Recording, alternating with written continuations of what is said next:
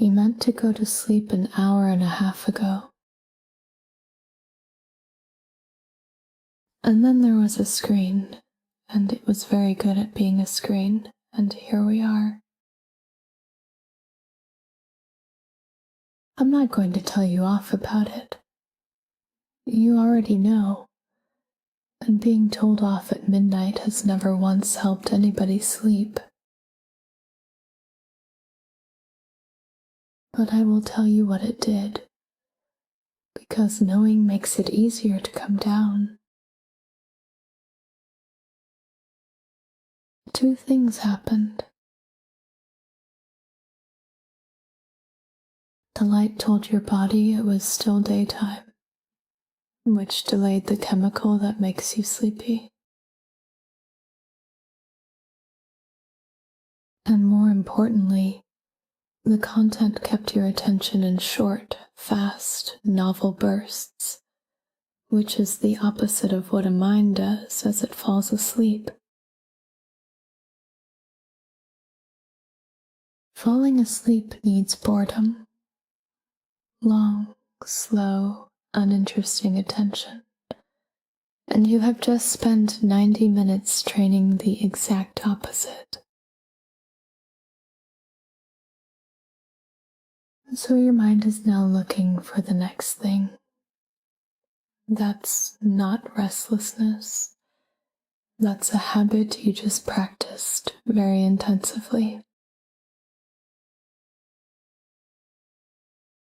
Which means the job tonight is simple, if not easy. We're going to make things boring on purpose. Put the phone somewhere you would have to sit up to reach, not beside the pillow, genuinely out of arm's reach. Not as a punishment, because a decision made once, now, is much easier than a decision you have to keep making in the dark.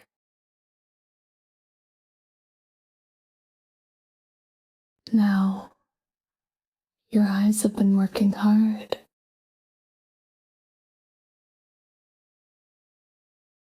Let the muscles around them stop. There's a small ring of them that has been focusing at a fixed distance for an hour and a half.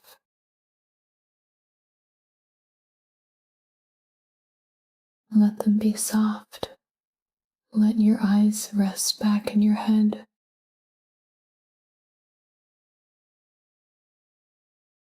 Your forehead smooth.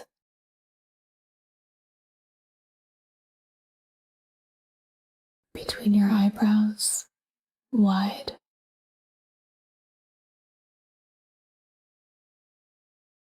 Your jaw, back teeth apart.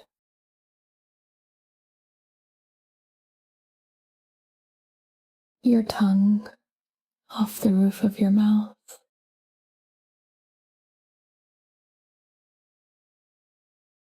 Your neck, screens pull the head forward and the neck holds it there.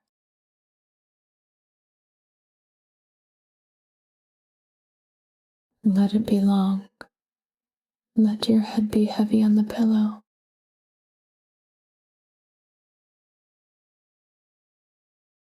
Your shoulders down.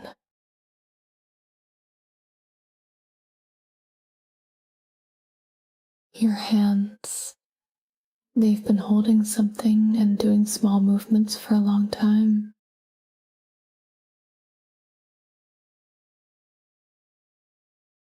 Let the fingers come apart.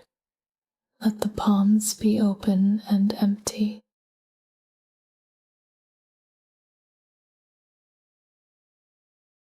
Your chest slow.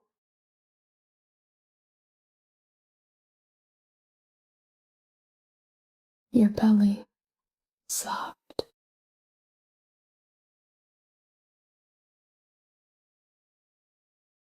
Your hips loose.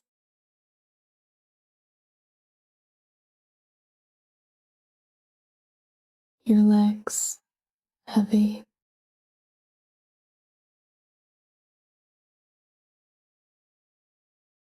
Your feet far away.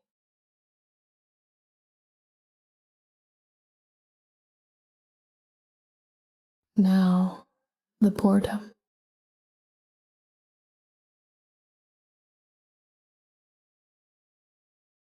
Your mind is going to reach for the next interesting thing. That's the habit.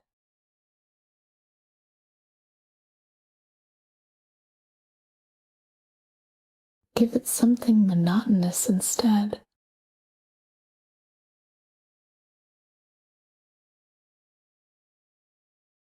Count your out-breaths, only the out-breaths, up to 10 and start again at 1.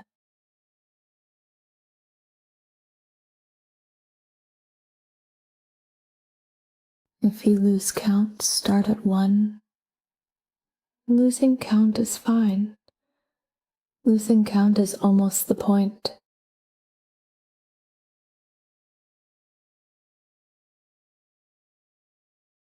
One,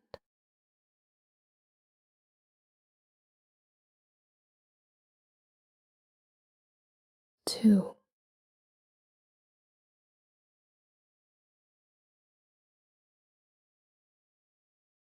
Keep going on your own.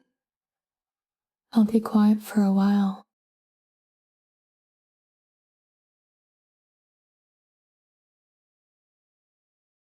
If you noticed you'd stopped counting and drifted, that's the state we want. Go back to 1.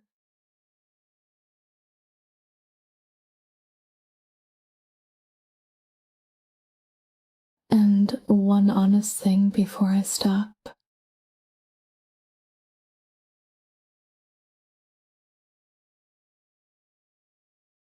Tonight is not ruined.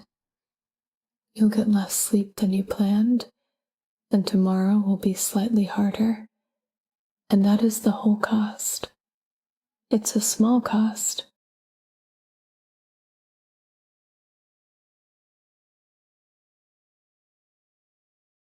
Tomorrow you can put the phone across the room at 10 and see what happens. Or not. Either way, it isn't a moral matter. It's just a lever.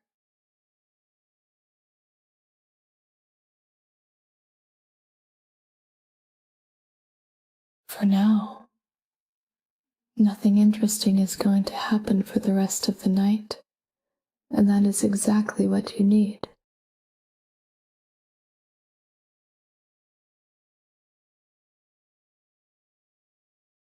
Eyes soft, hands empty, phone out of reach.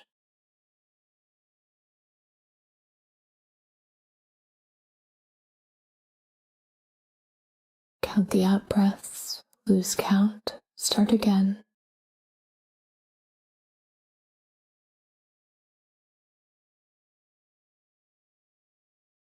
Let it be boring.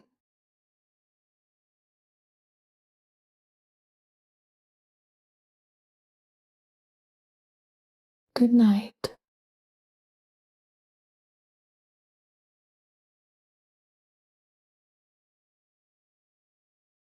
Did you go back to it?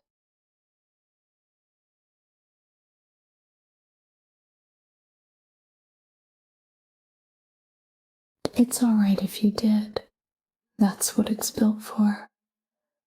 Whole buildings full of very clever people work on making it hard to put down.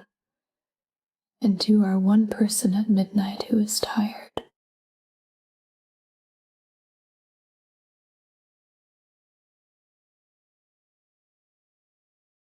That's not a fair fight, and it never was.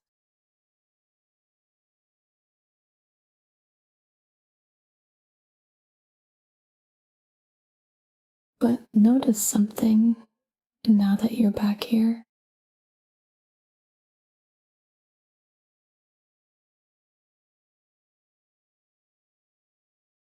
You didn't feel better.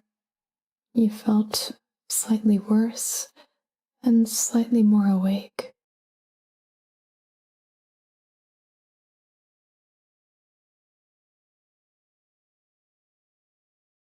That's worth knowing, not as a telling off, but as data.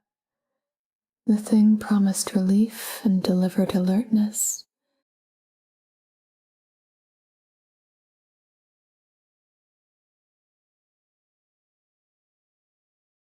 Nothing on there was going to be the thing that let you sleep.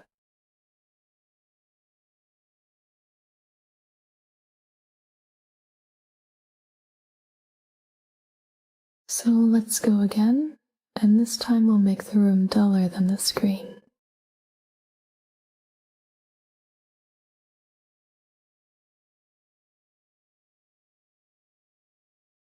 Your eyes. Let the focusing muscles stop.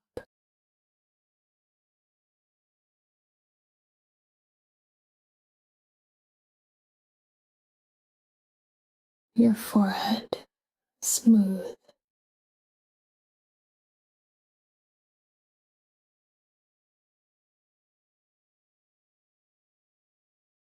Your jaw, loose.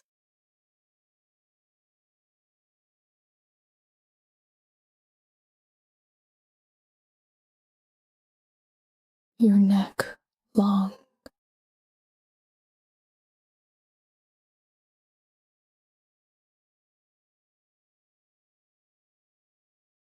Your shoulders, down.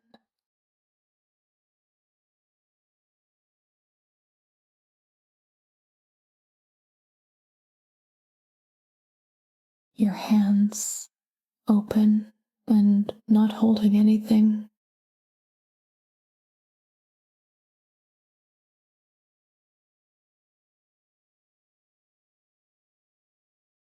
Your arms, heavy.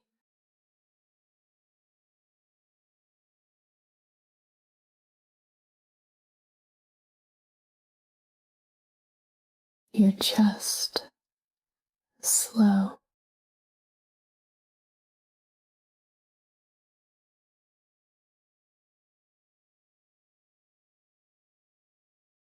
Your belly, soft.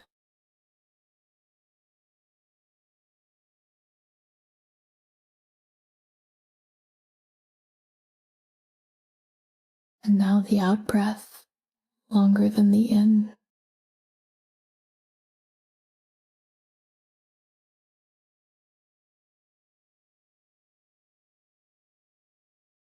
In, quietly.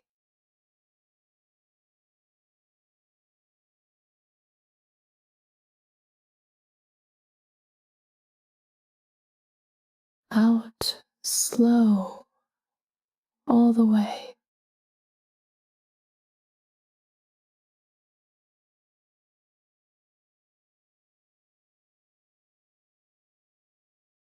Again.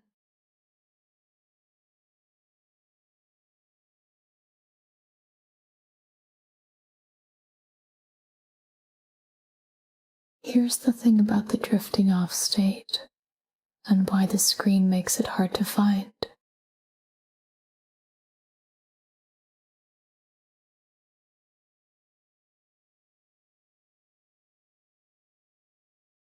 Falling asleep is not something you do. It's something that happens when you stop doing.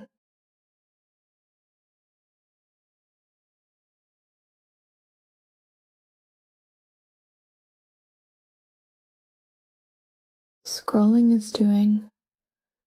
It's small, constant, low effort doing. And while it's happening, the mechanism cannot start.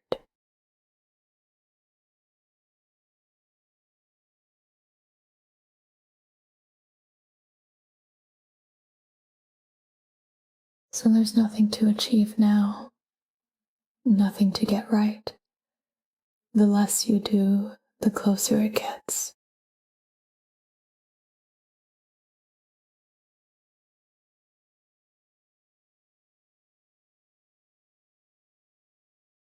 Back to counting, if you want it. Out breaths only, 1 to 10, then back to 1.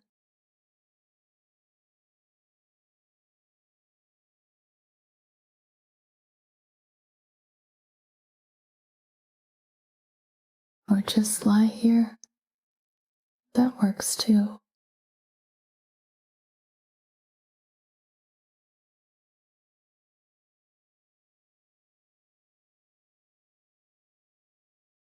Let everything be heavy.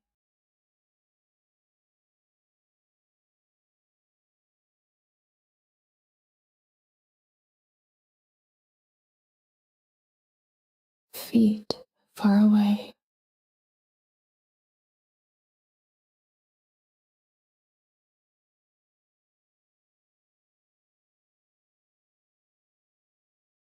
Legs too heavy to move.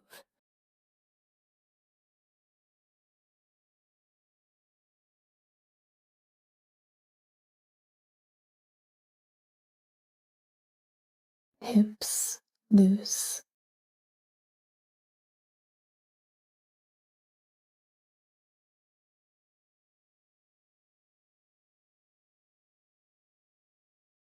Ribs wide.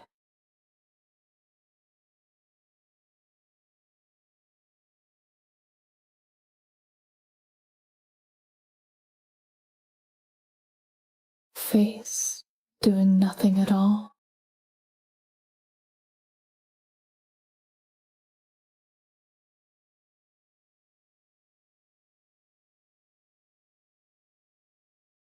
Last thing,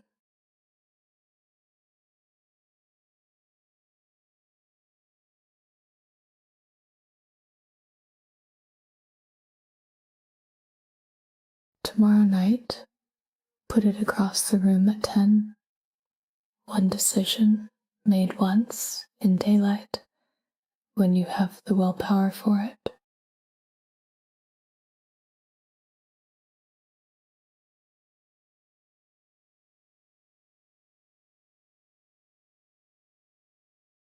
Not because scrolling is a sin, because a decision made at 10 beats one you have to keep making at midnight.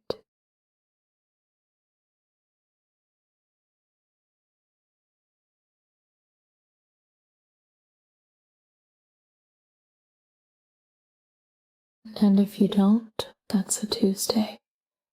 Nobody's keeping score.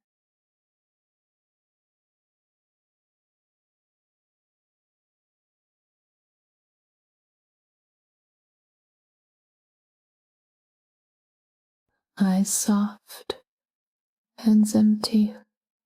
Nothing interesting left tonight.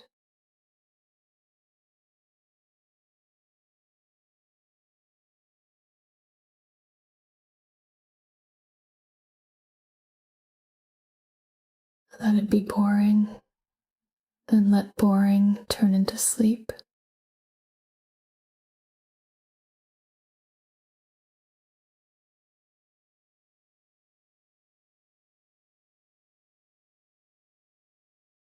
Good night.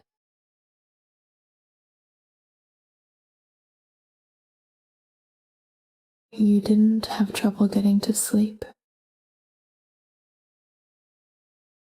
You had trouble staying there. And now it's some hour with a 4 or a 5 in it, and you're completely awake, and it is far too early to get up. This is its own thing, and it deserves its own treatment. Trouble falling asleep is usually a busy mind. Waking early and not getting back down is usually something else. A body that has finished its main sleep and pulled you up into the shallow part, where any thought can catch you. And once you're up there, the first thought that arrives gets enormous weight, because there's nothing to compete with it. Which is why the 4 o'clock thought is always the worst one available. Here's what I want you to know first. You have already had most of your sleep. The deep part, the part your body needs most, happens early in the night. You got it. Whatever happens now, that is banked. So this stretch is not the difference between a good day and a ruined one. It just feels that way because you are lying in the dark with no evidence to the contrary. Second thing, you are probably not going to fall back into deep sleep, and chasing it is what keeps you up. So we won't chase it.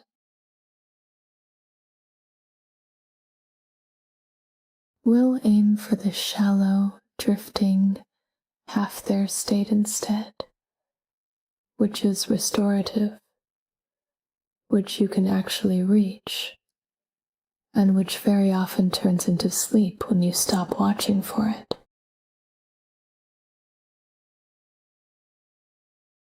Let's go there.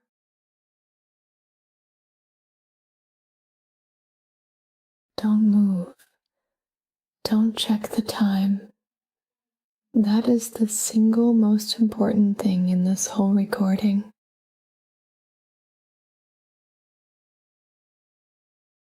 Checking the time starts the arithmetic, and the arithmetic ends the sleep.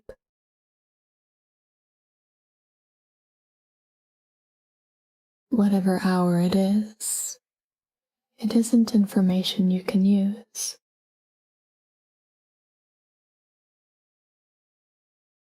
Your feet, let them fall outward.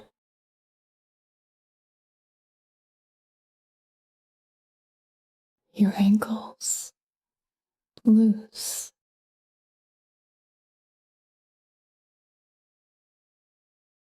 Your calves, heavy.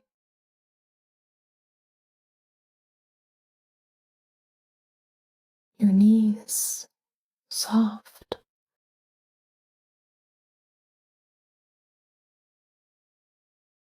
Your thighs, sinking.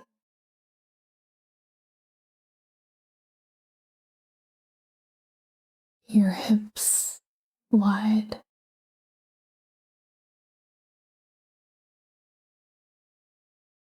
Your lower back, spreading into the bed.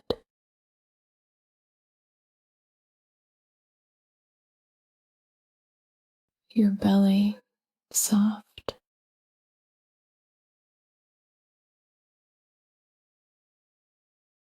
Your ribs, moving a little less.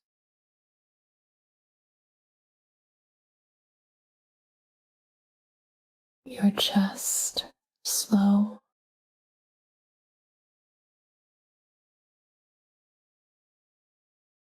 Your shoulders, down.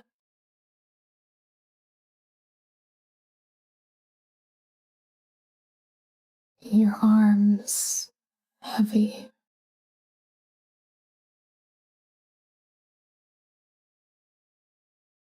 Your hands, open.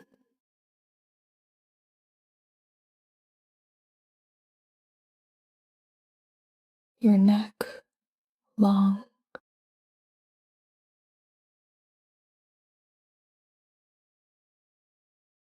Your jaw, back teeth apart.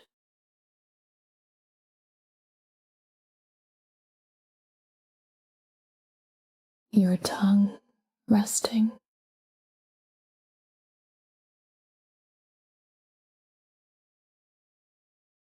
Between your eyebrows, smooth.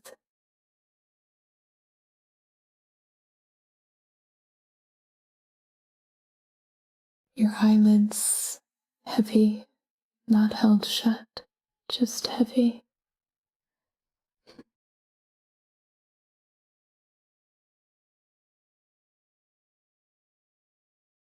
Now the breath, and keep it small.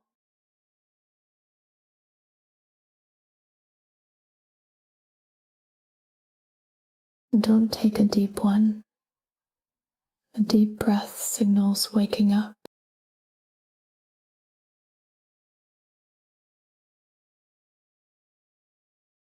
Just let the out breath be a little longer than the in.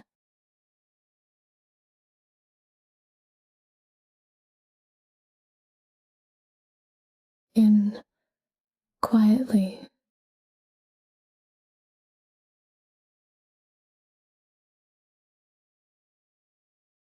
and out slow.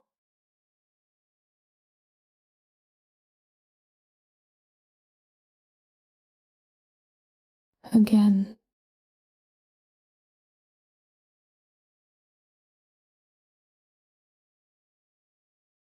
Now the thought that woke you, or the one that found you when you surfaced.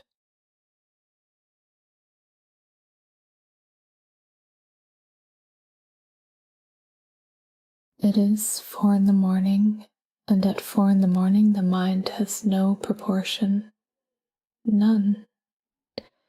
It cannot size anything correctly.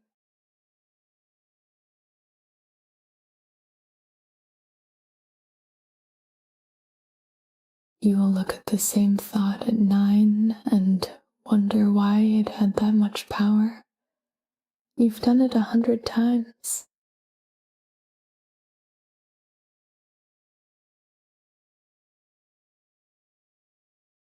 So don't argue with it and don't solve it. Just note that the instrument is unreliable at this hour and put the reading aside.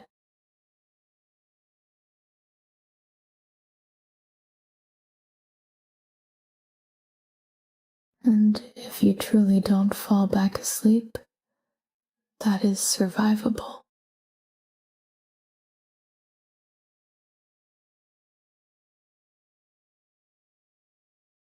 You will be tired.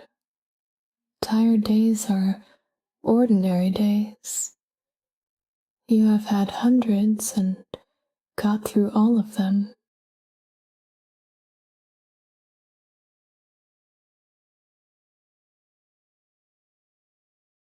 The pressure to get back to sleep is what stops you getting back to sleep. So take it off completely.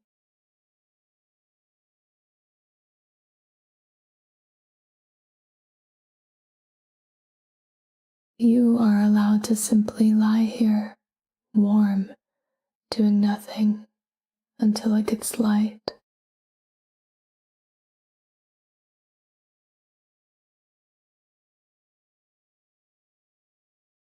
Don't check the time.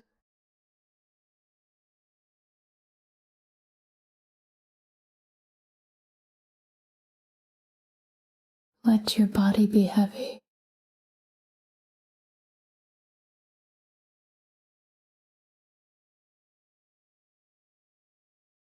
Let the out breath be long.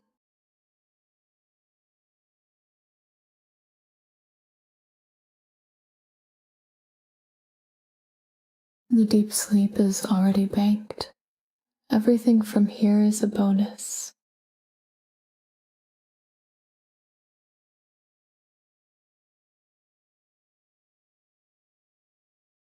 Good night.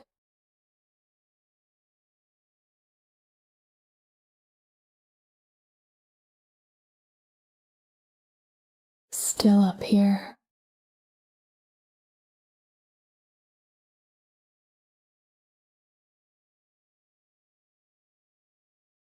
That's all right. The shallow part is a strange place to be conscious in.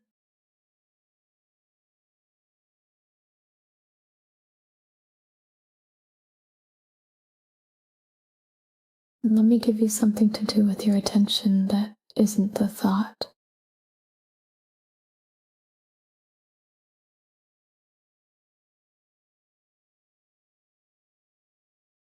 Notice 3 points where your body meets the bed.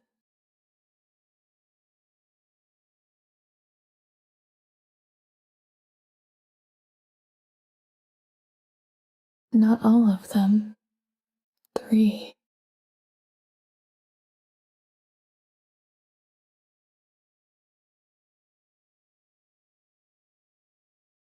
The back of your head, your shoulder blades, your heels, maybe. Whatever it is for you.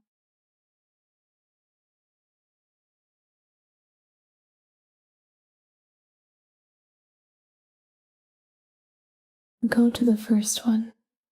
Notice what it actually feels like. Pressure, warmth, the texture of the sheet.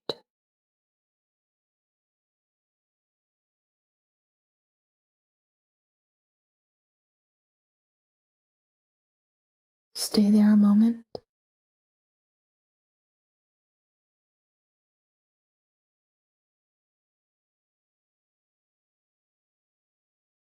Now the second one.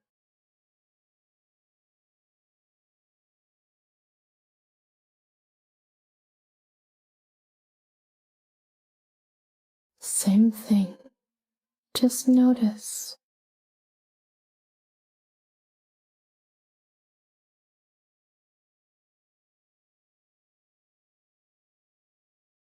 And the third.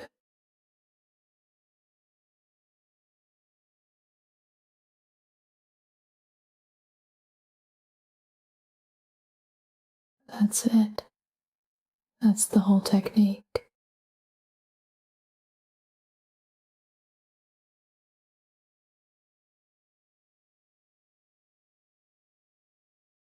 It works because attention can only really be in one place, and a physical sensation is much less interesting than a 4 in the morning thought, which means the mind gets bored, and bored is the doorway.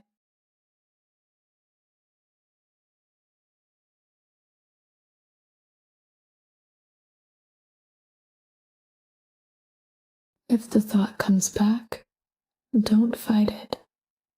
Go back to a contact point, any of them, as many times as it takes.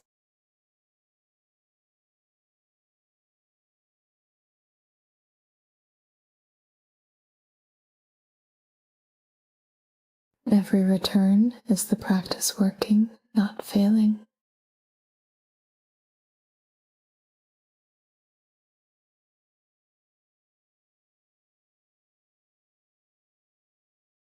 Let the rest of the body go heavy while you do it.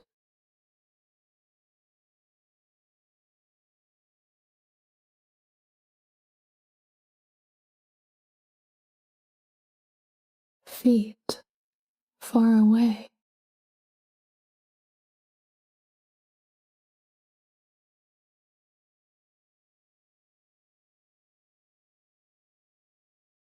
Legs too heavy to move.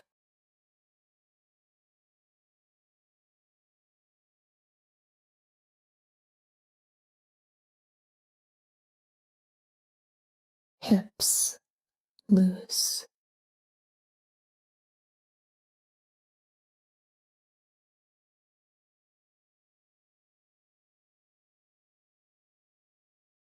Belly soft.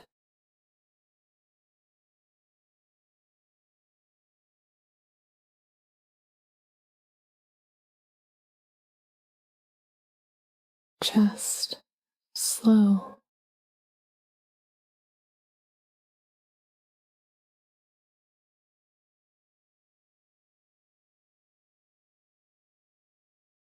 Arms gone.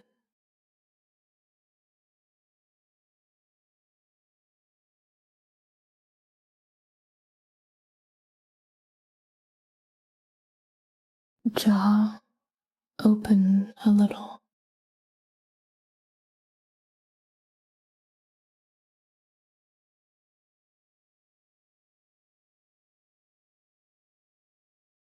And one last thing to take with you into the shallow part.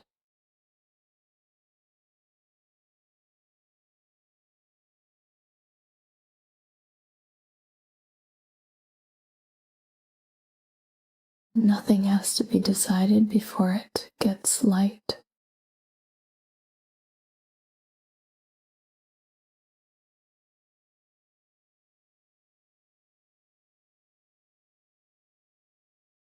Whatever surfaced at 4 in the morning has waited this long. It can wait until the kettle.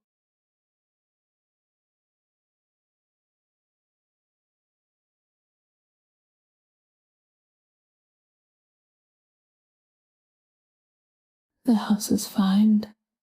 The doors are shut. Nobody needs you.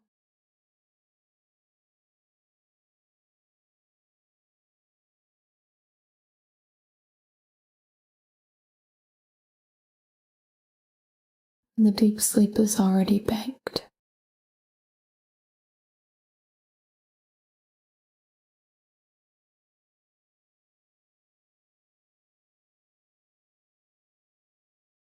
Three points of contact.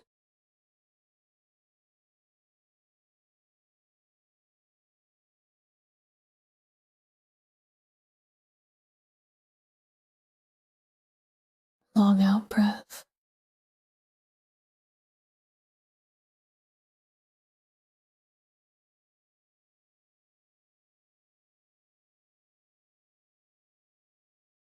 Don't check the time.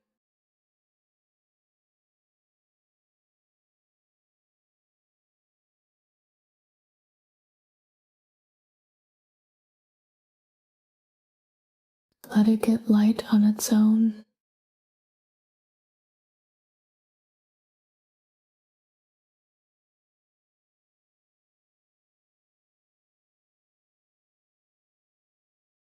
Good night.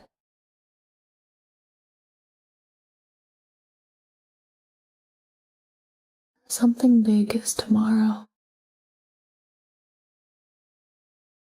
An interview, a test, a flight, a conversation you've been building up to for weeks.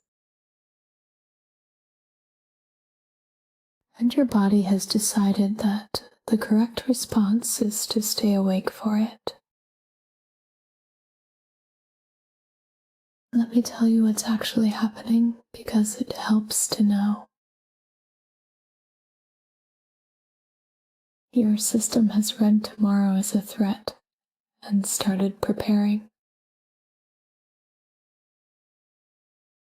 Adrenaline, slightly faster heart, a mind that keeps running the scenario to check you've got it covered.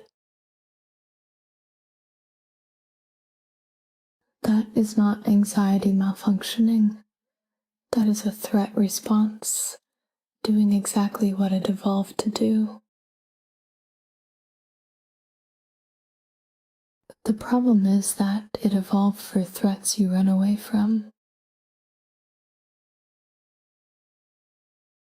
Tomorrow is not a threat you run from. It's one you sit down and talk to at 10 in the morning, rested. So the preparation is real, and it's aimed at the wrong thing. Now the useful part. You are more prepared than you feel. Whatever this is, you have done the work, or you haven't. And either way, nothing you do between now and morning changes which. There is no version of tonight where more thinking improves tomorrow. There is a version where less sleep makes it worse. That's the only lever still available, and it points one way.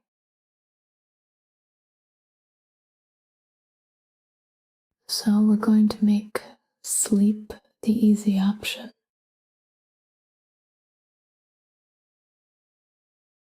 Start by taking the pressure off, because this is the night where the pressure is worst.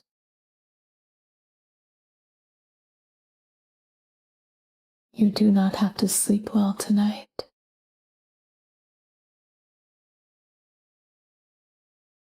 people perform fine on broken sleep. It happens constantly. Interviews are passed, flights are caught, conversations are had by people who lay awake first.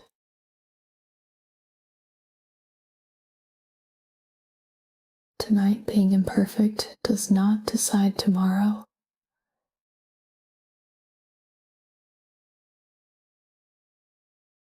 Know the body, and we'll go quickly at first because you're wired.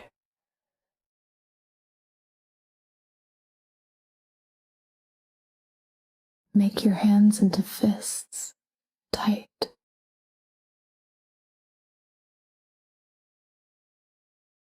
Hold. 5, 4, 3, 2.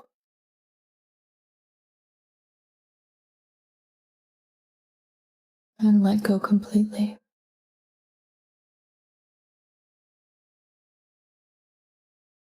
Again, fists tight, hold.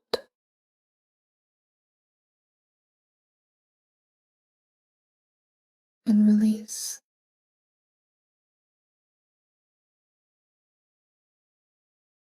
Feel your forearms get heavier than they were.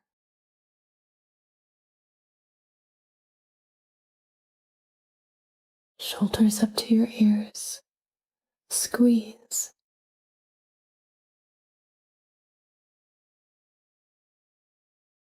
Hold it.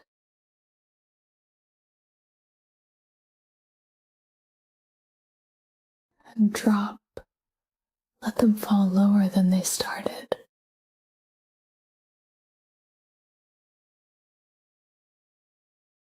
Now your whole body.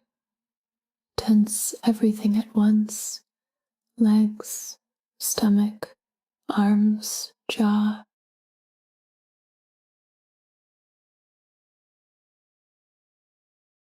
Hold. 4, 3, 2, 1.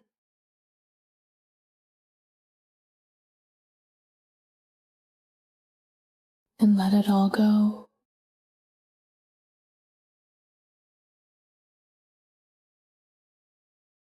That's the adrenaline spent. Not gone, but spent.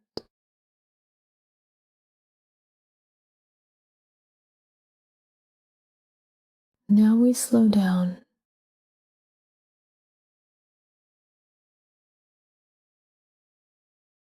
You're breathing. Let the out breath be longer than the in.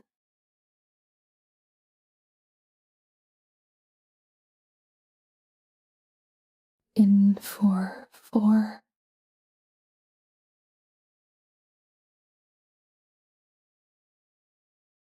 Out for 8, all the way to empty.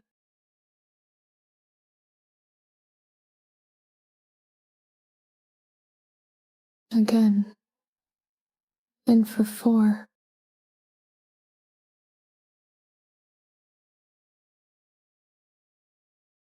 Out for 8.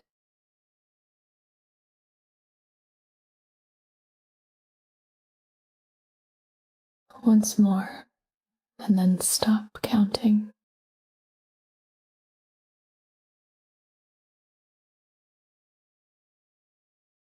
Let your feet fall outward.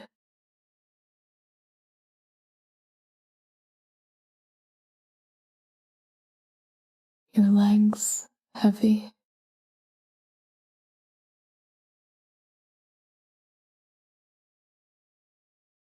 Your hips loose.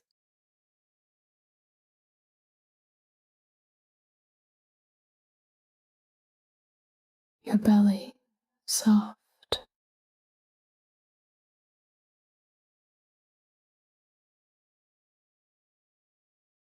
Your chest slow.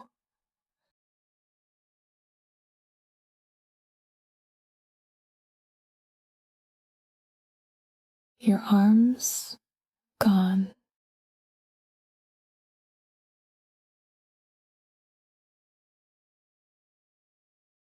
Your jaw Open a little.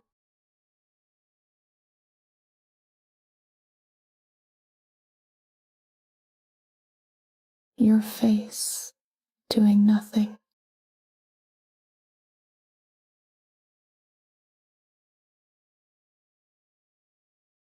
Now, the scenario.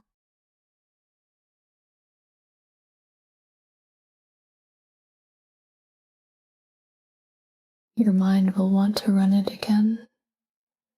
Let it, but change one thing.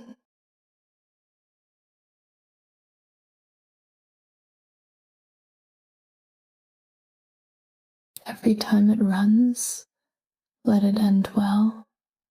Not perfectly, just adequately. You get through it. You say roughly the right things. You leave.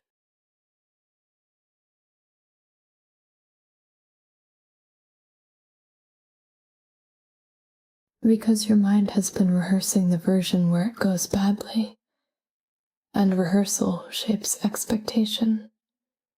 Give it a boring, adequate version instead.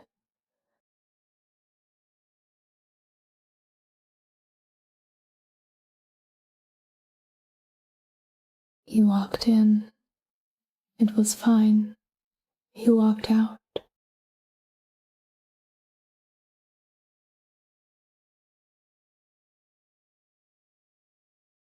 And one last thing.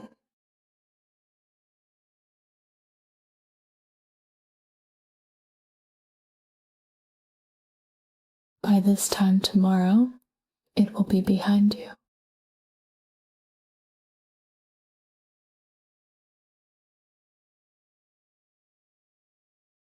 Whatever happens, the waiting will be over, and the waiting is the worst part.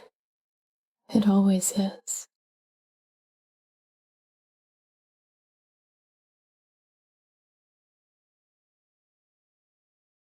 This time tomorrow, you'll be lying here again with it already done.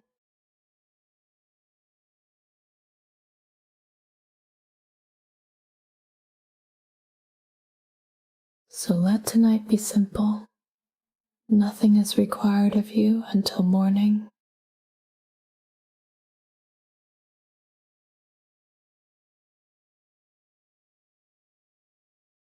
Not even sleep. Rest counts, and rest is enough to do well.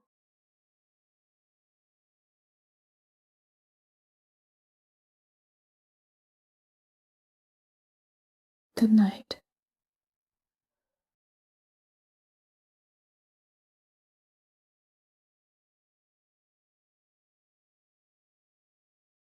Still running it.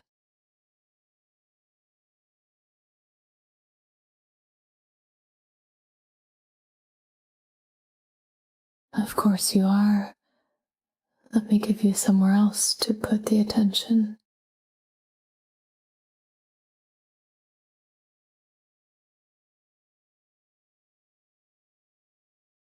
I want to point something out about the thing you're dreading.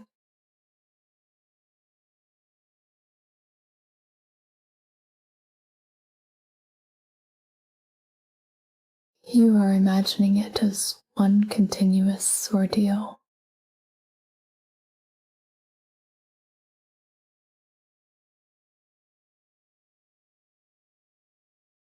It isn't. It's a series of very short moments, most of which are administrative.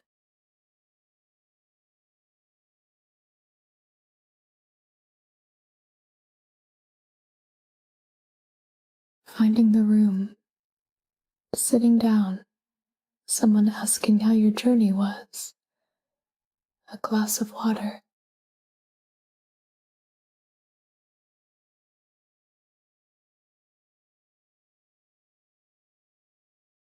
The actual difficult part, the question you can't answer, the moment of truth, is maybe 90 seconds of a much longer thing.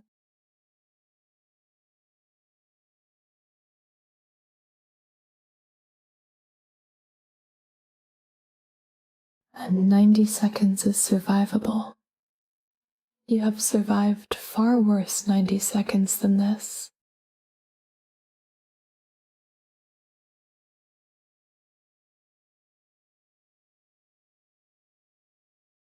Let's go back over the body. It has tightened again while we talked about tomorrow.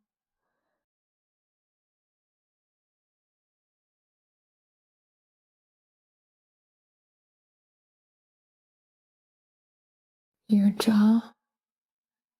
Let your back teeth come apart.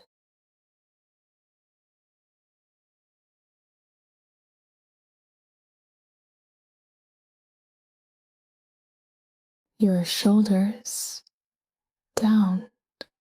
Further.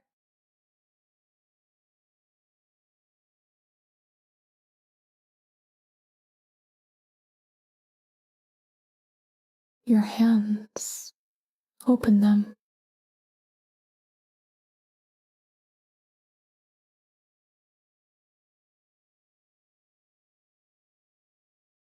Your forehead. Smooth.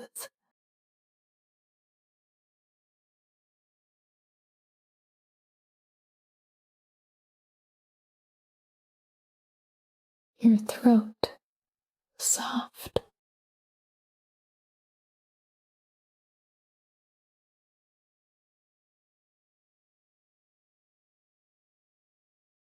Your chest. Slower.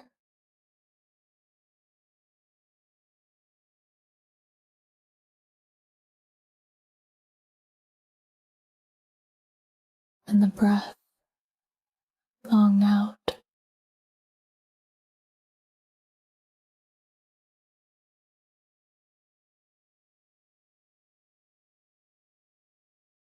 In.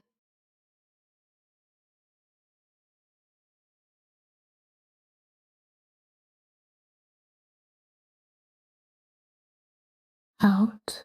Slow. All the way.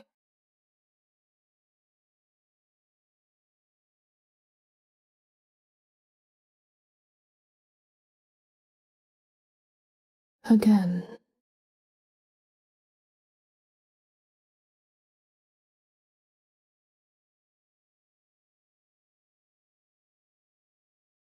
Now, a small thing that genuinely helps and costs nothing.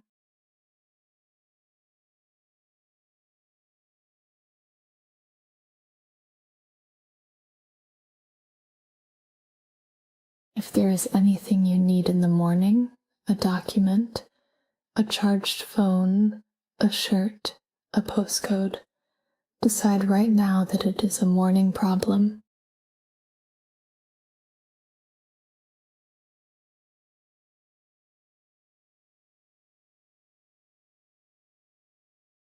Not because it doesn't matter, because there is a version of you at 7 who is much better at logistics than the version lying here at 1.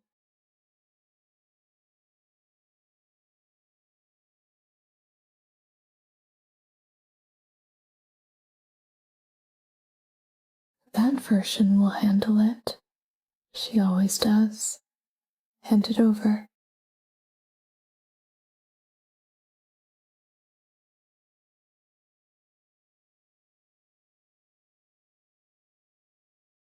Let everything be heavy now.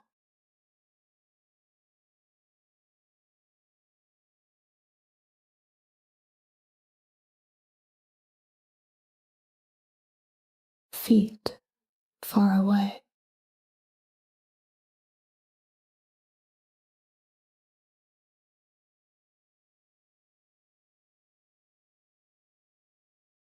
Legs too heavy to move.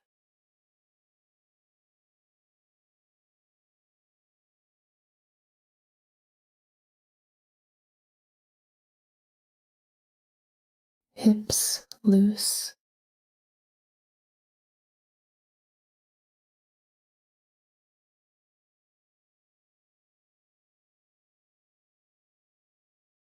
Belly soft.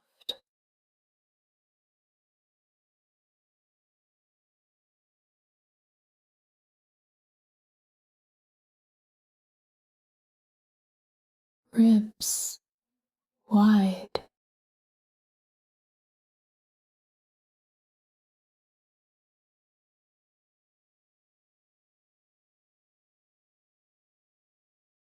arms gone,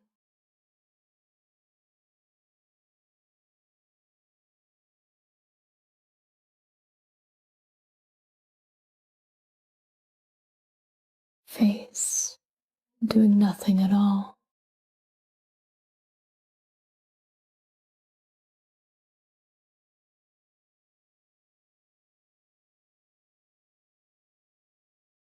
One last thought.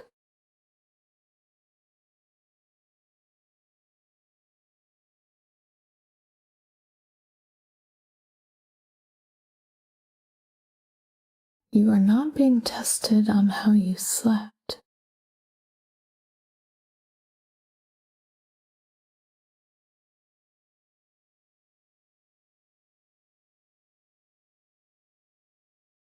Nobody tomorrow will know or care whether you lay awake. They will meet a person who turns up and does the thing.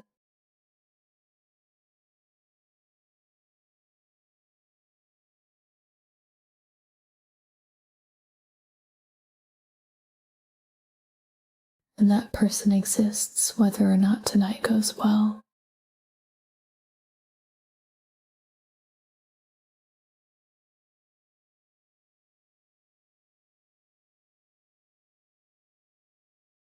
So there is nothing left to prepare and nothing left to protect.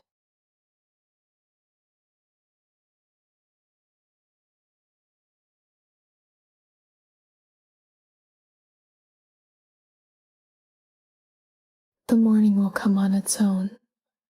It doesn't need you watching for it.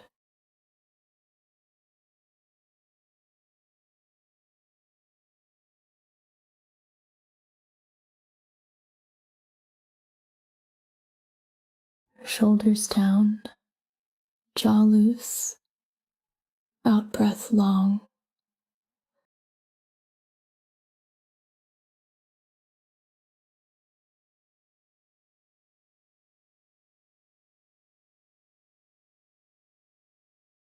Let it be tomorrow's problem tomorrow.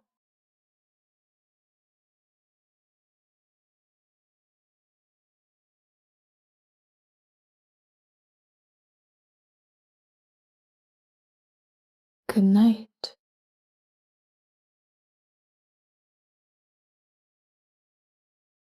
There's something you did, not something that happened to you. Something you did or didn't do, and it comes back at this hour. It might be small. Most of them are. Something you said to someone who didn't deserve it. A time you were a coward. A thing you took and shouldn't have.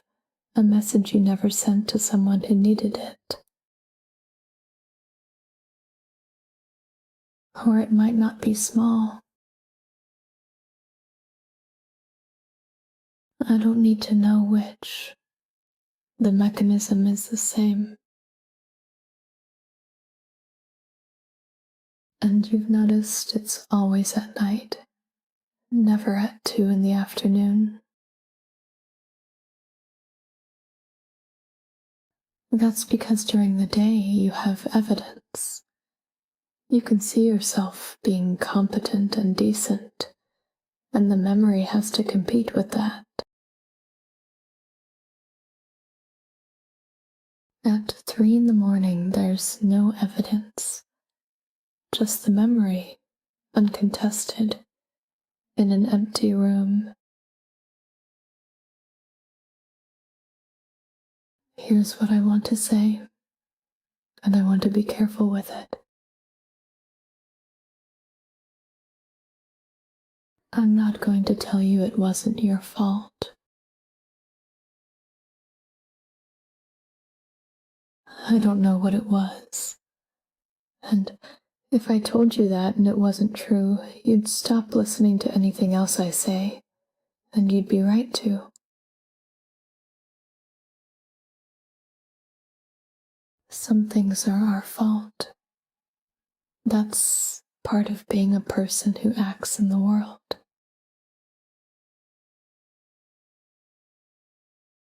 But here's the thing about guilt at 3 in the morning.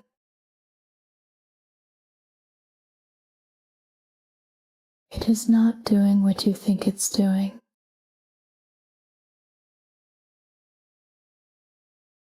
You believe somewhere that if you feel bad enough about it for long enough, that counts as something, that the suffering is a form of payment.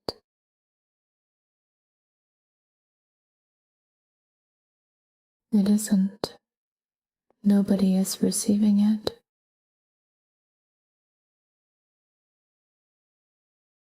The person you wronged is asleep, does not know you are lying here. Your discomfort is not reaching them. It repairs nothing.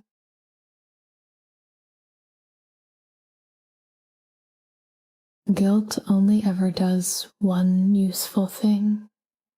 It tells you what you value and points at what to do differently.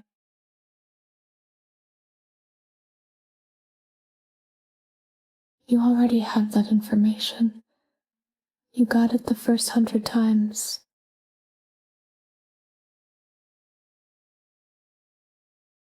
Everything after that is just pain with no delivery address.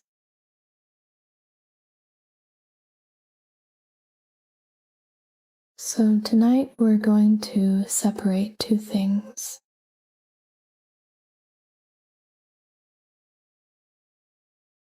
The thing you did, which is real and stays real, and may need something from you in daylight.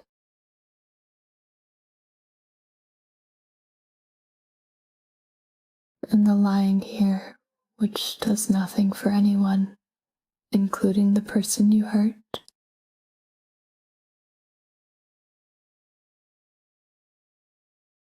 You can keep the first and put down the second. They are not the same thing, and dropping the second is not letting yourself off.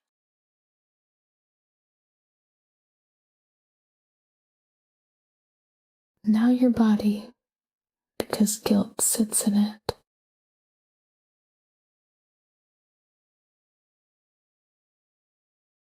Your chest. There's a tightness here. Let it be there and let everything around it soften.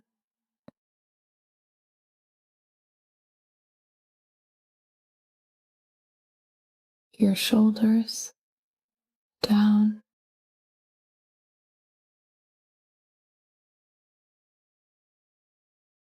Your jaw, this one holds it. Let your back teeth come apart.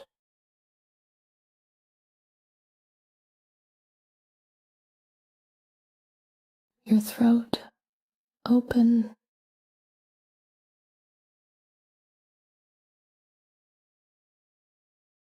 Your hands, open them.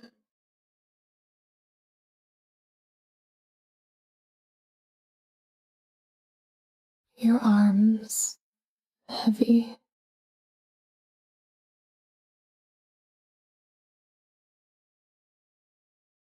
Your belly, soft.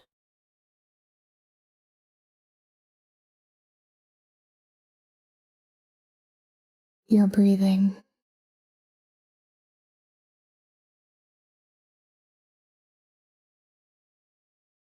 In normally.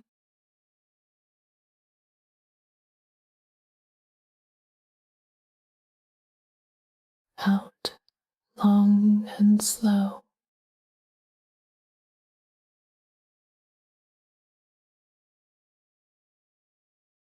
Again.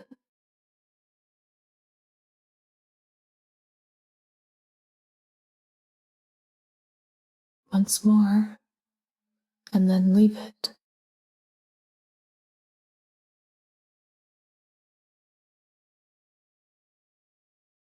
Now, one honest thing.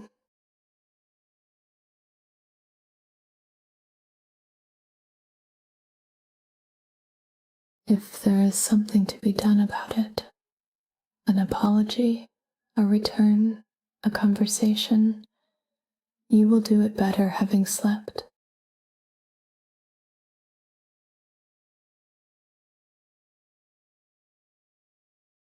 An apology from a person who lay awake all night punishing themselves is about the person apologizing.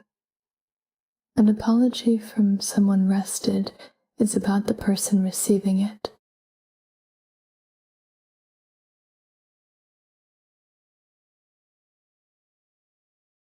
So if you owe something, sleeping is part of paying it, not avoiding it, part of it.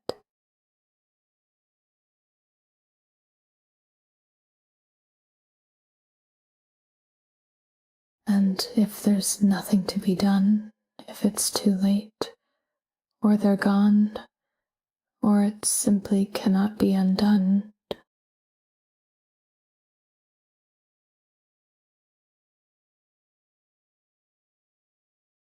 then the only thing left is to become someone who wouldn't do it again.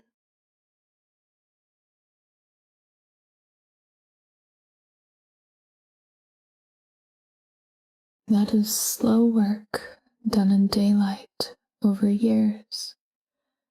None of it happens tonight.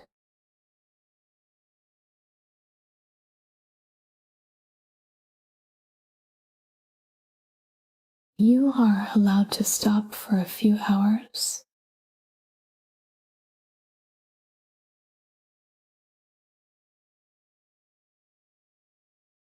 Not forgiven, just stopped.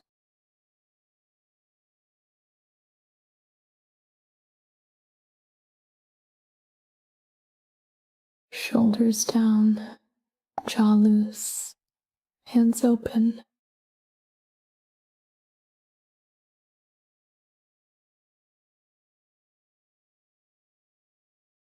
The night doesn't need to collect anything from you.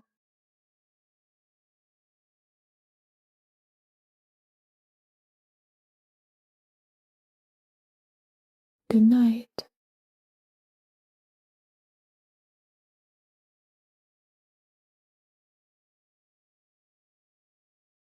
It came back.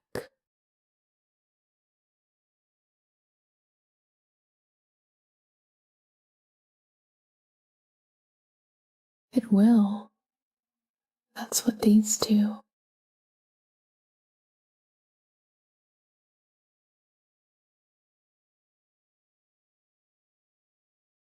Let me tell you why it keeps returning. Because understanding it takes some of the sting out.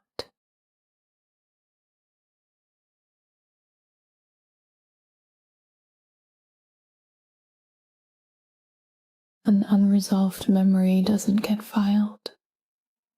The brain keeps it near the surface, flagged, in case there's something to be done about it.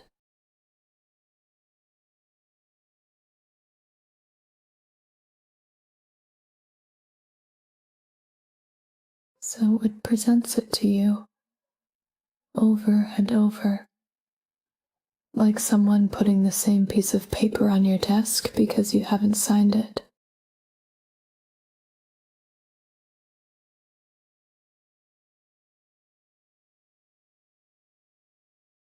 And you can't sign it at 3 in the morning. So it goes back on the desk and comes round again.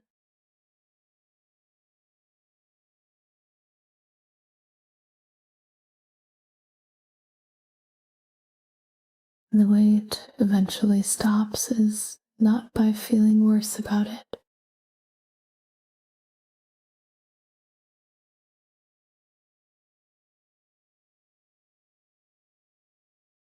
It stops when it gets filed, which happens through action in daylight, or through time, or through becoming a person for whom it is clearly out of character.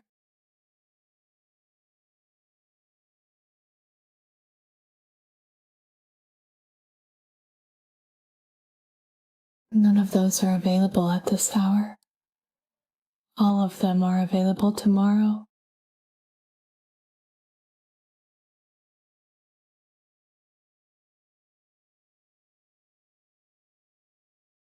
Now, back through the body because it is tightened while we talked.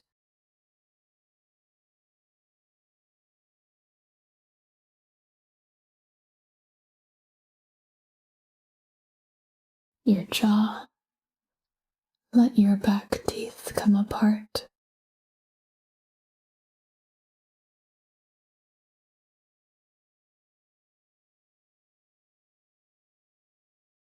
Your shoulders down.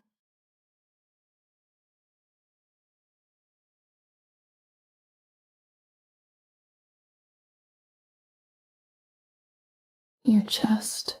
There's a band across it. Let everything around it soften, even if it stays.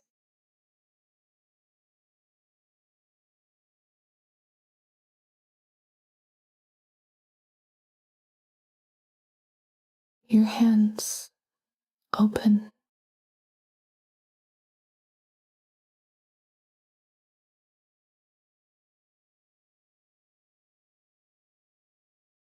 You're breathing out longer than in.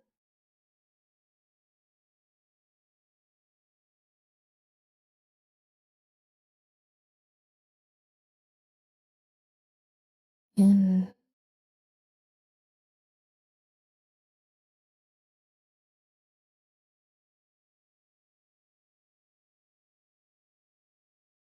and out, slow, all the way to empty.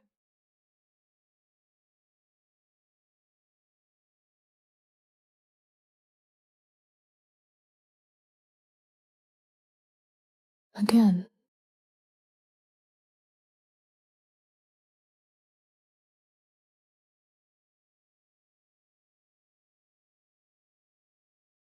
And one more thing, which is the only comfort I'll offer, and I think it's a true one.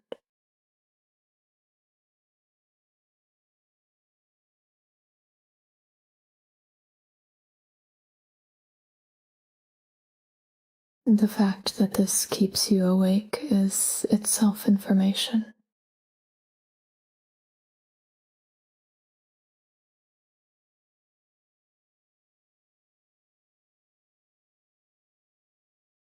People who don't care are not lying awake at 3 in the morning going over what they did. They're asleep. That's rather the point of not caring.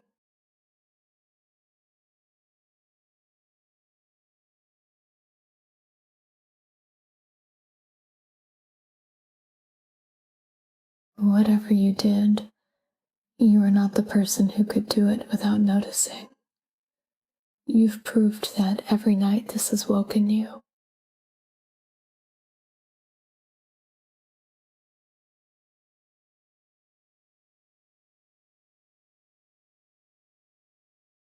That's not absolution. It's just evidence, and it's evidence about who you are now.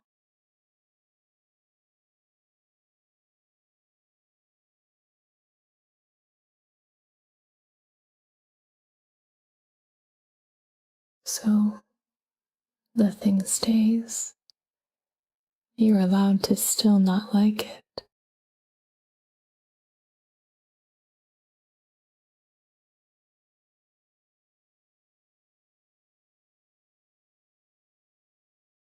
But the lying here can stop.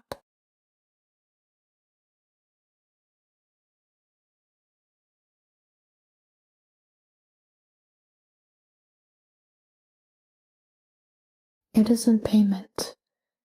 Nobody is collecting it. It just makes you worse at being the person who might put it right.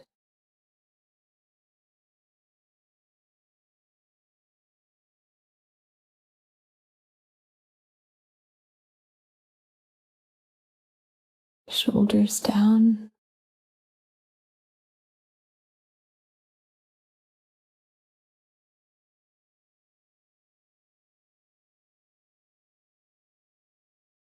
jaw loose,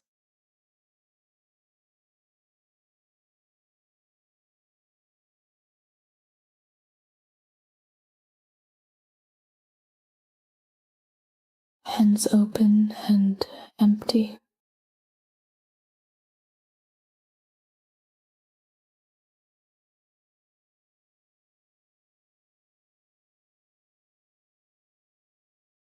Tomorrow you can do something about it, or you can carry it a bit further. Either one goes better rested.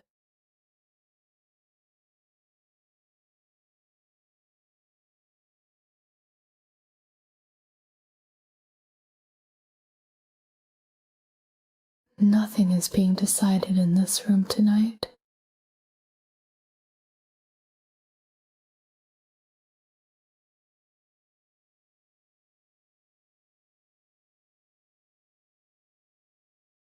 Good night.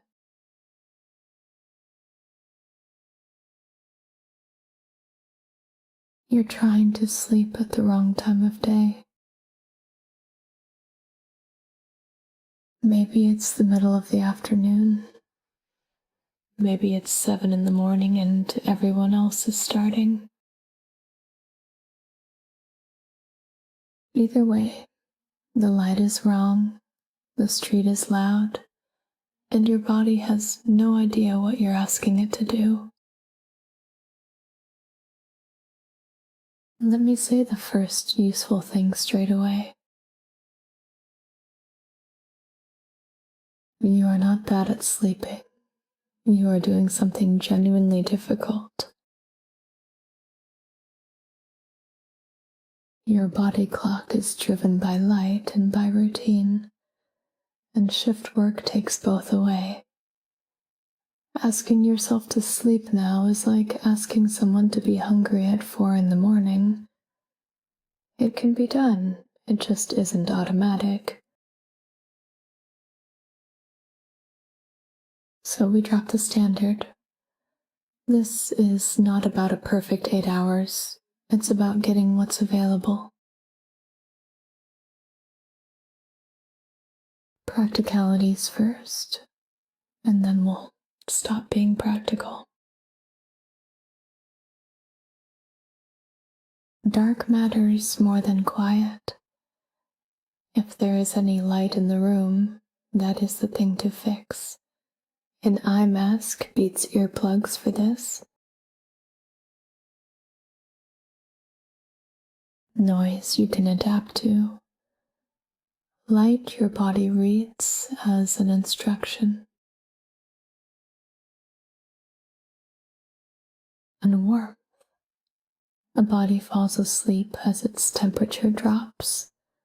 So slightly cooler than feels right is correct. You'll know these already. I'm saying them because at this hour people forget the simple ones. Now, the thing that actually keeps shift workers awake is not the light. It's the feeling of being out of step.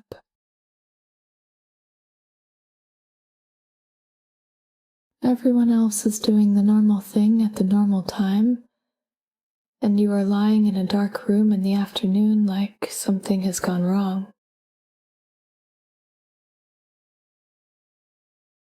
Nothing has gone wrong. Somebody has to be awake at night.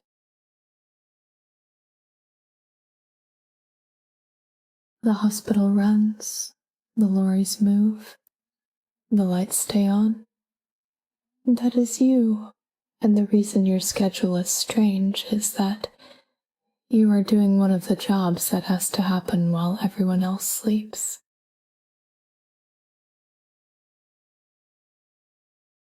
That's not a consolation prize. That's just what it is.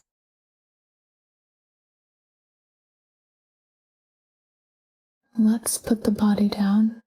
It's carrying a shift.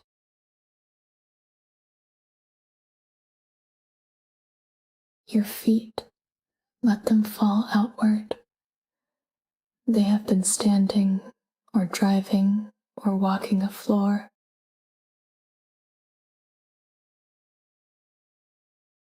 Your ankles loose.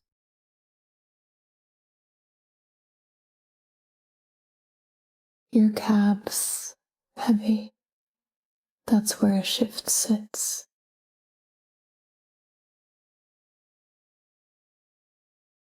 Your knees unlocked.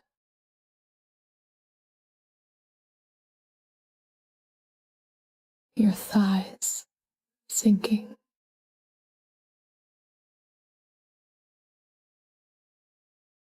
Your hips letting go.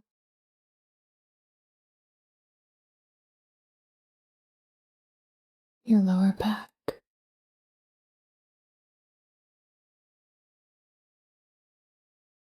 If you've been lifting or sitting badly or bracing, let it spread out into the bed.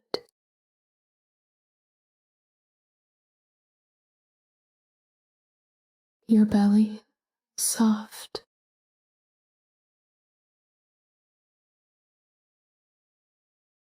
Your ribs wide.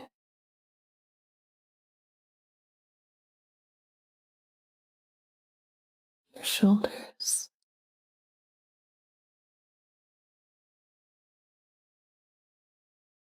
Down further than that.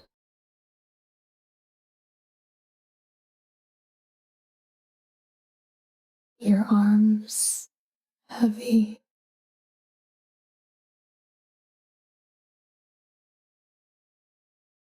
Your hands, open them. They've been holding things all shift.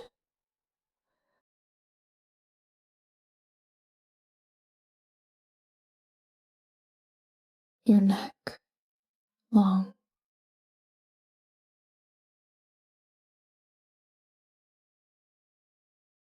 Your jaw, let your back teeth come apart. People clench through a shift and don't notice until it ends.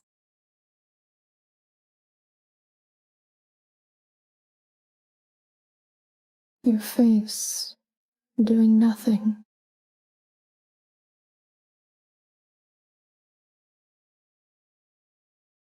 Your eyes, heavy behind the dark.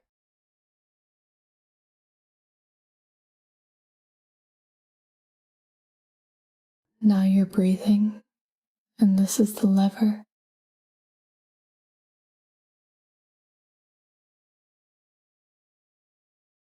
In normally.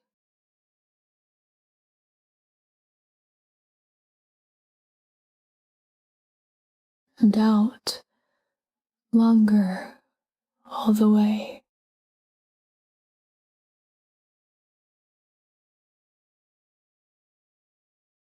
Again, the out breath is the one that tells the body the shift is over.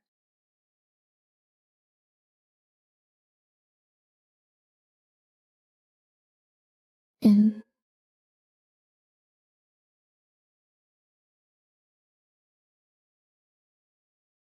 and out, long. Thigom Humbambakodat.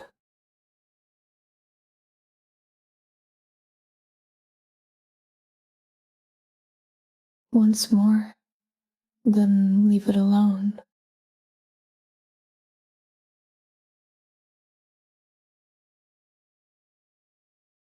One more thing about the noise outside.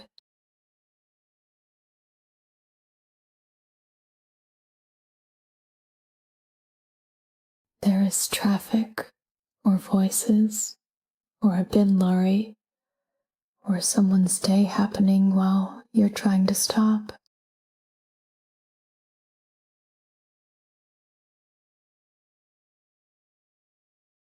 You cannot make it quiet. but you can stop listening to it as an interruption.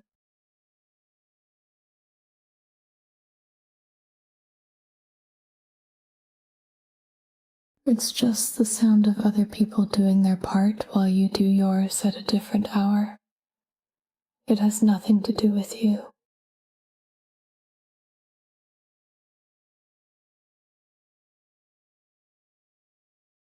Let it be weather.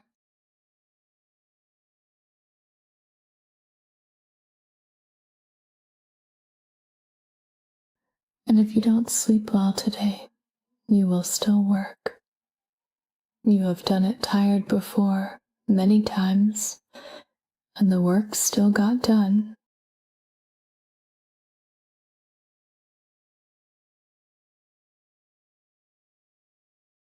Take the pressure off. What's available is enough.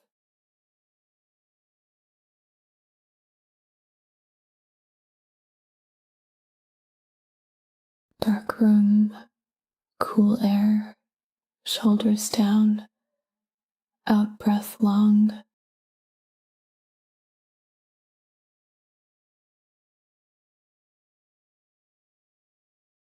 The day out there is not yours today.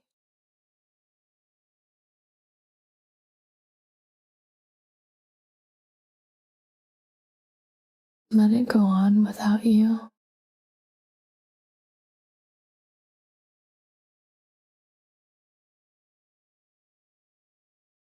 Good night, whatever time it is.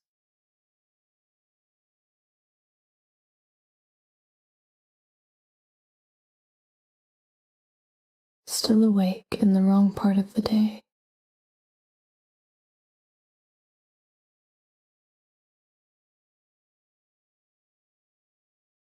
Let me stay with it a bit longer.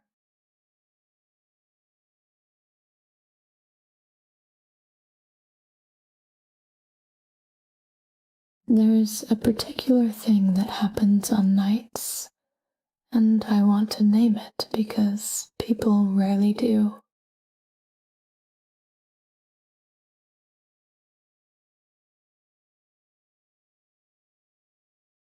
You come off a shift still switched on.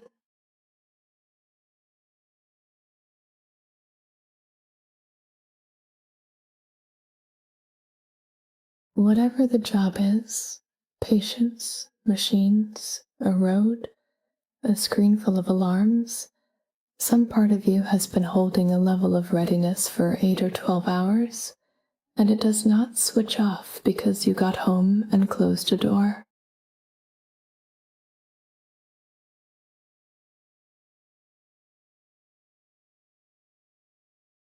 So you lie down and the readiness is still running, with nothing to be ready for.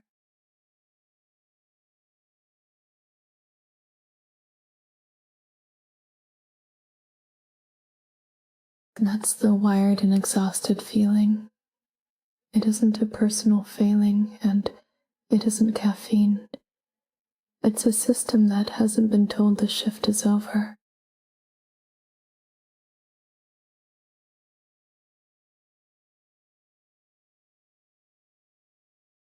So let's tell it properly.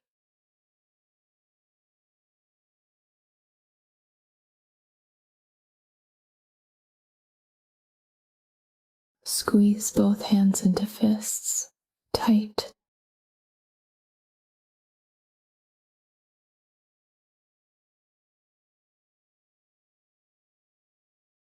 Hold. 4, 3, 2, 1.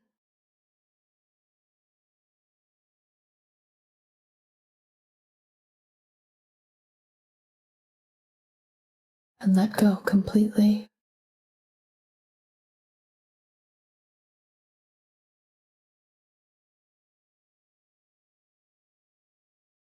Again, fists, tight, hold.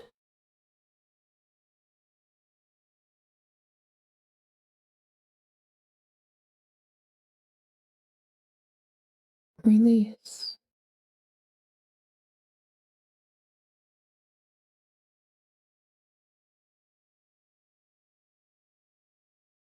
That's the readiness leaving your hands, which is where it lives.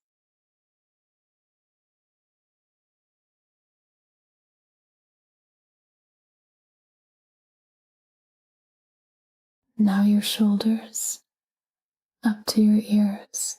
Squeeze hard.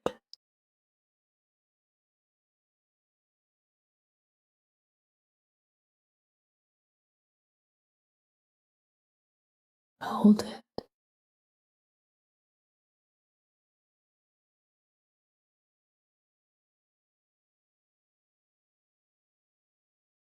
And drop them.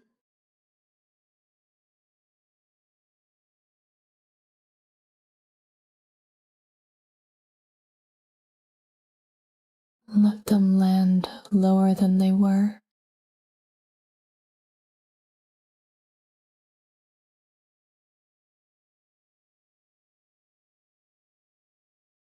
And once, everything at once, legs, stomach, arms, jaw, tense it all.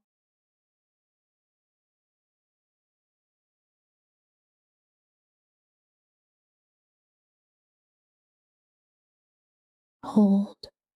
3, 2, 1.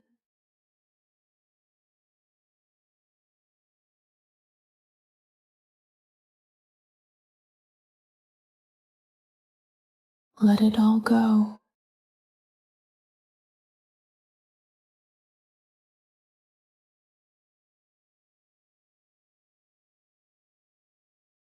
Now let the body be as heavy as it wants.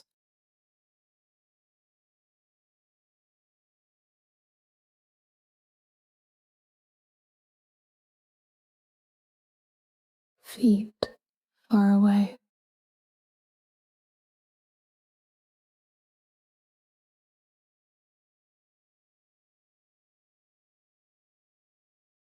Legs too heavy to move.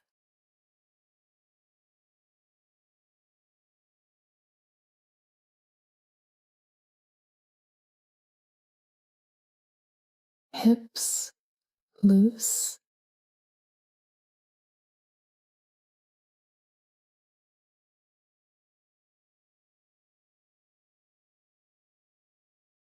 Belly soft.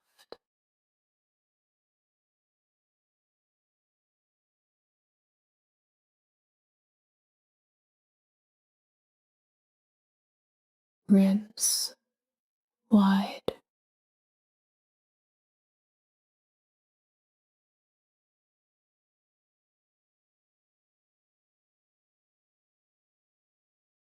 Arms gone.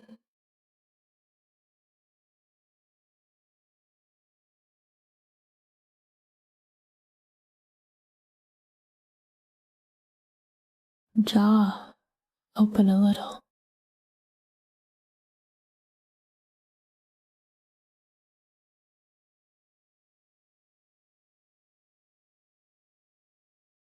Face doing nothing at all.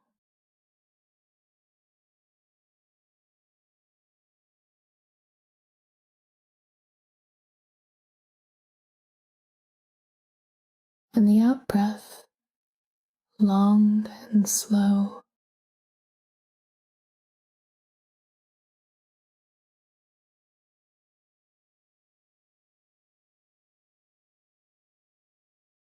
In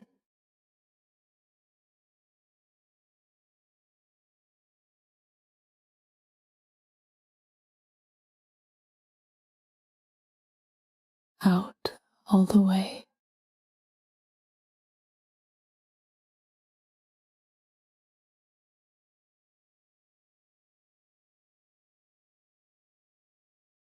Again.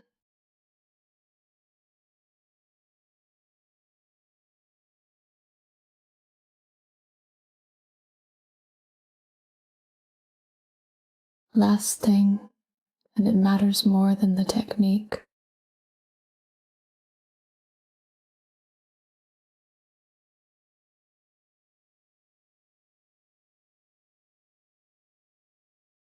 Don't count the hours you're going to get.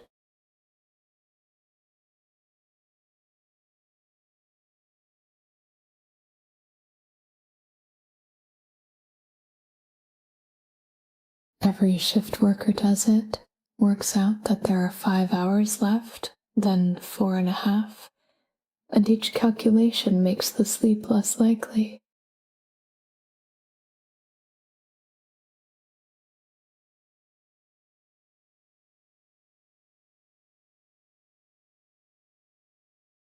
The number doesn't help you. It only ever raises the stakes.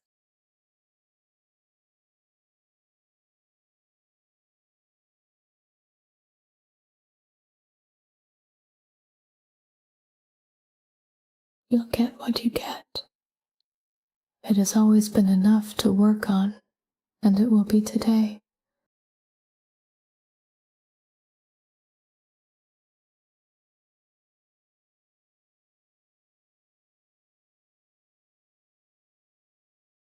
The room is dark.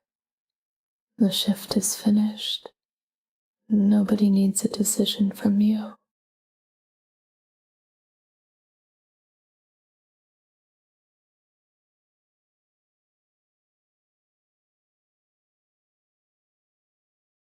Whatever is happening out there in the daylight is not yours right now.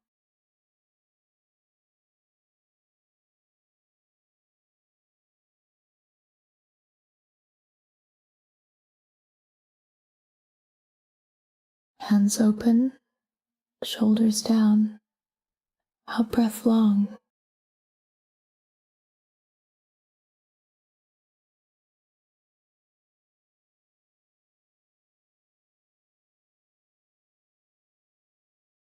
Let it be night in here, whatever it is out there.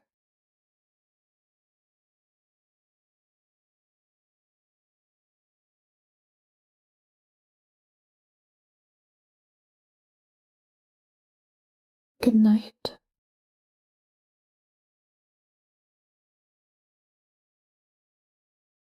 You might not have long,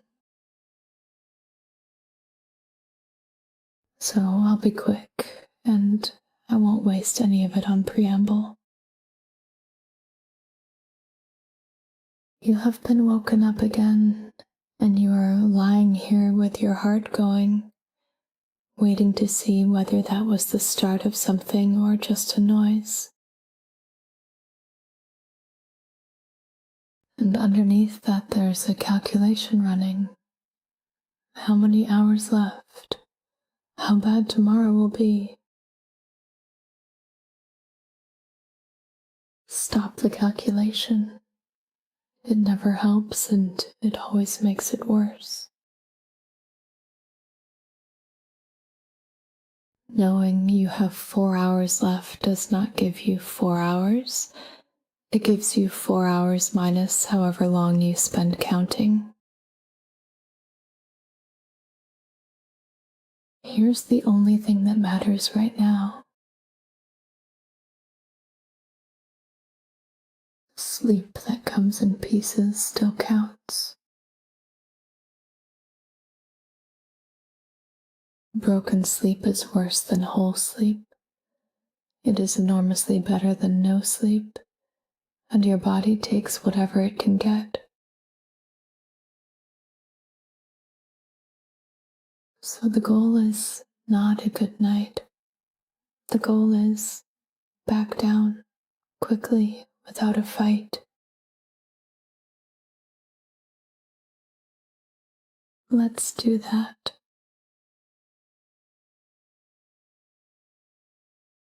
Don't move. Whatever position you're in is fine.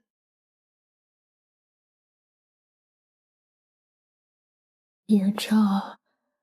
Let your back teeth come apart. You're braced for the next sound.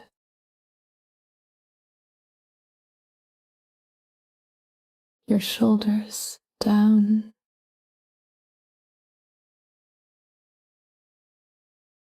Your hands open.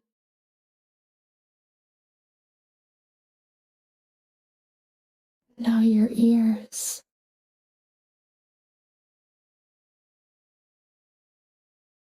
They're doing the work. They have been all night, even when you were asleep. That's what a parent's hearing does now, and it is exhausting, and it is not something you can switch off by deciding to.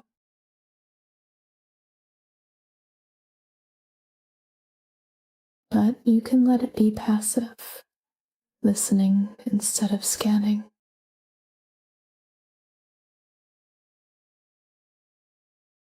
If a sound needs you, it will be loud enough. You do not have to go looking for it.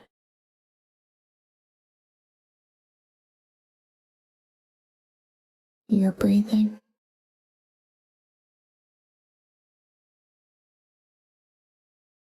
Don't take a deep breath that wakes you up.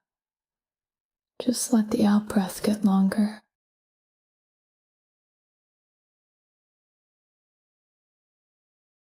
In normally,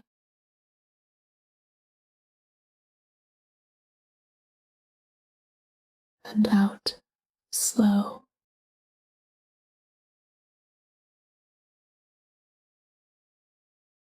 Again, just the out breath.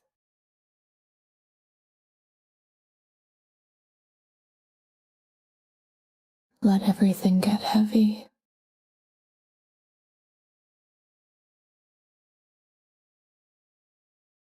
Feet far away.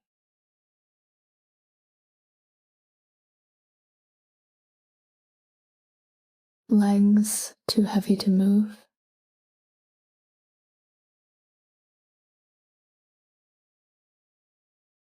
Hips loose.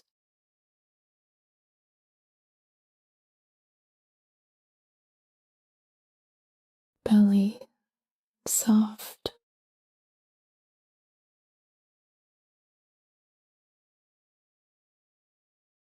Chest slow.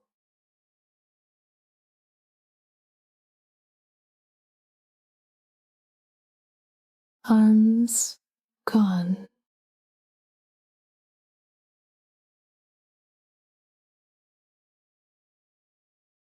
And now, one thing, because it needs saying and nobody says it to you.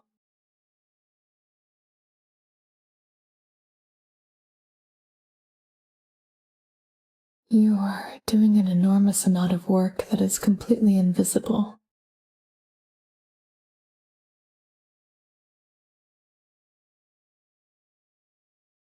Nobody sees the 3 in the morning. Nobody sees the 2nd and 3rd and 4th waking. There is no record of it anywhere, and no one will ever thank you for the specific night you are having right now.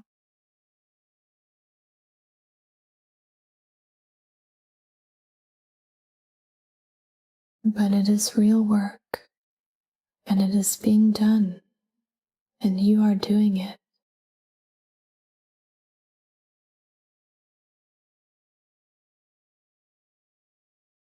This ends.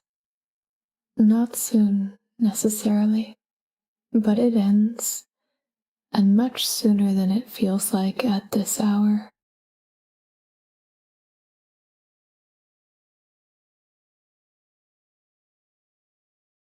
There is a night, not far off, that goes all the way through.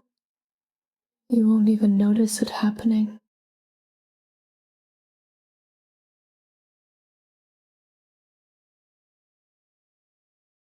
Until then, back down, quickly, no fight.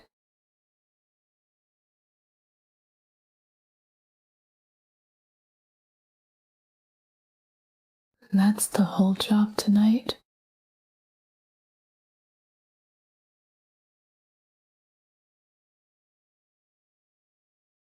Shoulders down, jaw loose, ears passive.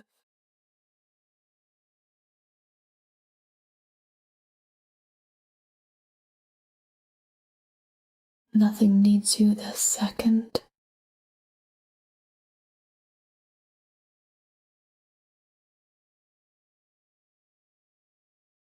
Go back down.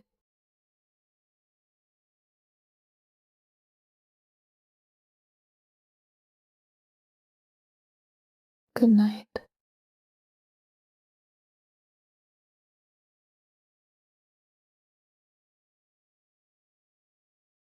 If you're still here, that means it wasn't a false alarm, or you got up and came back, or your body has forgotten how to go down quickly.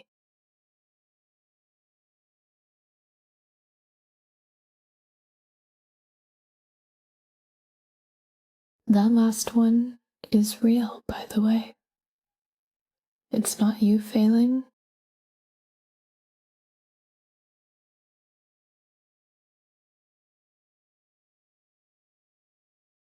After enough interrupted nights, the nervous system stops fully committing to sleep.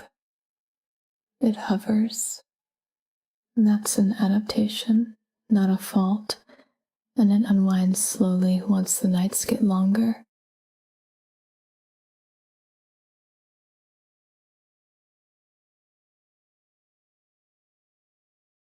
So let's not aim at deep sleep, let's aim at floating.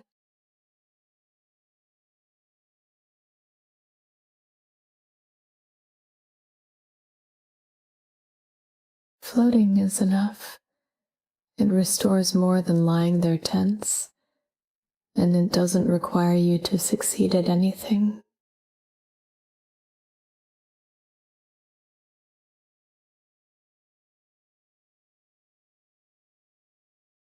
Let your body be as heavy as it wants to be.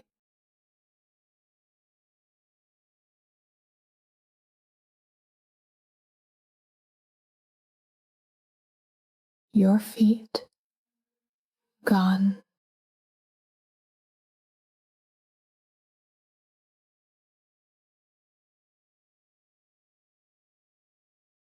Your legs too heavy to move.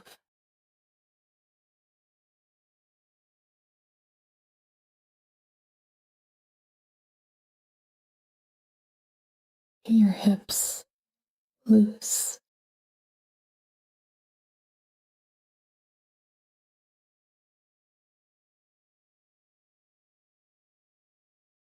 Your lower back spreading into the bed.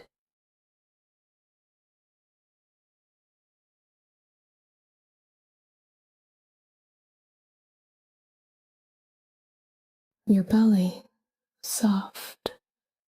It's been braced.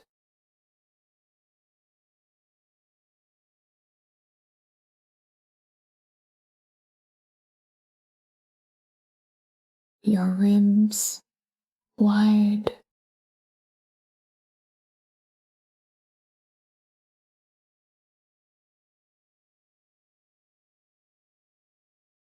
Your shoulders, I'll keep coming back to these because they keep coming back up.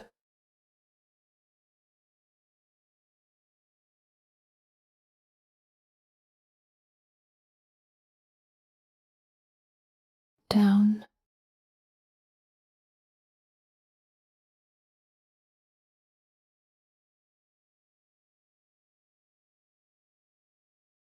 And your jaw open a little, not clenched, waiting.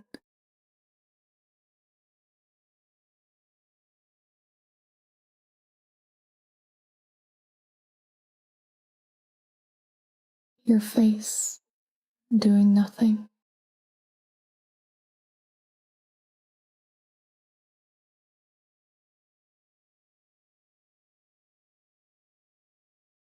Your eyes heavy behind closed lids.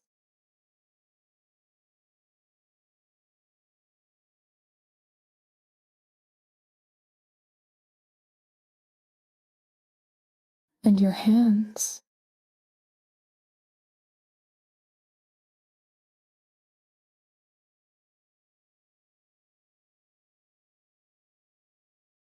whatever they've been holding today.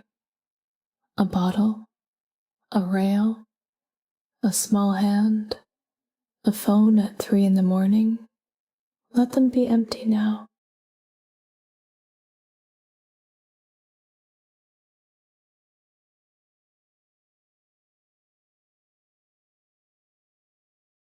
open, nothing in them.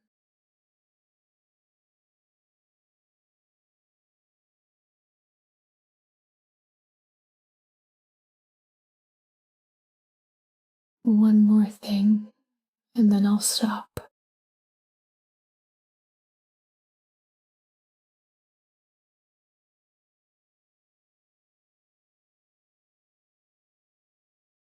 You're almost certainly doing better than you think you are.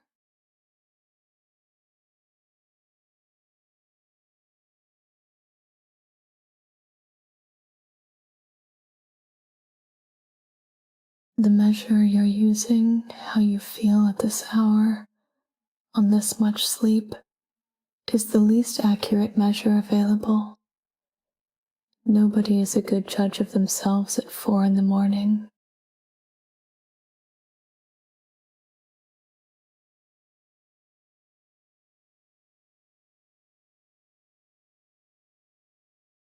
Tomorrow you will be tired and you will still do it.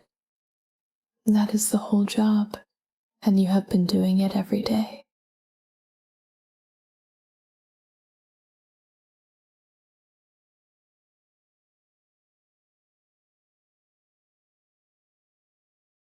Nothing more is required tonight.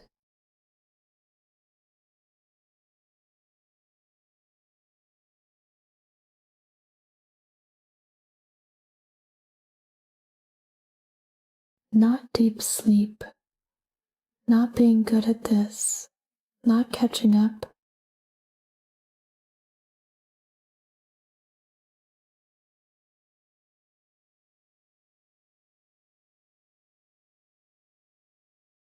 Just floating until the next thing.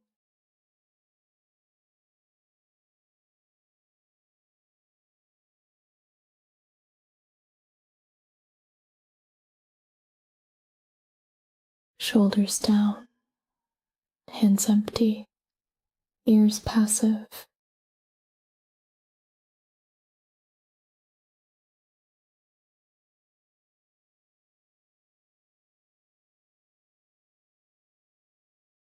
Let it be quiet for a while.